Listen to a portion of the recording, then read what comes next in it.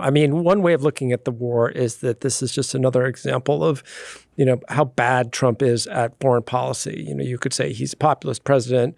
I mean, when the war started, I wrote a piece in The Guardian that said, basically this is, this war is driven by his desire to distract from domestic problems, especially, the repression of American citizens. He wants to move the media cycle. He's very good at that. And that's mainly what this is about. And I actually think there's some truth to that. But of course, there are many other factors here, right? I mean, in play beyond Trump. And when the two of you wrote this piece in the Times back in March, at the beginning of the war, I think you laid out the argument for this. So I'm going to quote some of what you said. You wrote, "For all its Trumpian characteristics, this war is the logical conclusion of how the United States has long dealt with Iran. For decades, presidents have depicted the Islamic Republic not just as a pernicious presence in the Middle East, but also as an intolerable danger to the United States that no diplomatic deal could redress. When politicians inflate a threat and stigmatize peaceful means of handling it, an enterprising leader will one day reach for a radical solution." Stephen, can you elaborate a little bit on that? It seems to me to be a key thesis that you guys have put forward. Yeah, I think there are basically three axioms that have been present in U.S. policy and in the public presentation of Iran and U.S. policy for many years that we're referring to. Okay. So the first one has to do with Iran's motivations. And the depiction of Iran tends to be that Iran is a malign, aggressive actor for reasons entirely internal to Iran. It's the nature of the regime, its ideology, its revolutionary ambitions, its hatred of America and Israel. As Rob mentioned, that is very much present in the reality of the Islamic Republic. Sure. No question. But what this axiom excludes is the possibility that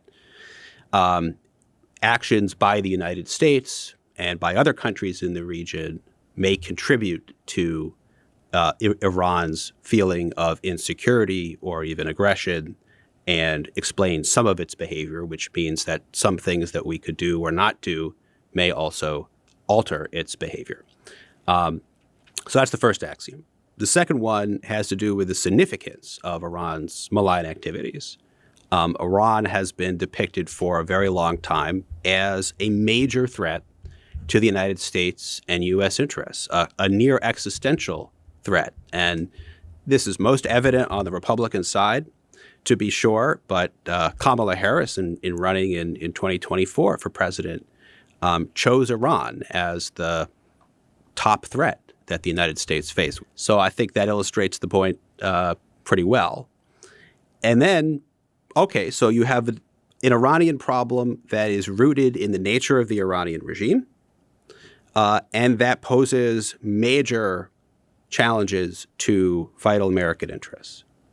So how do we deal with that problem? And that's the third axiom, which is that, fundamentally, diplomacy is a weak tool for dealing with this problem. After all, axiom number one, you can't really trust the regime to just keep his word.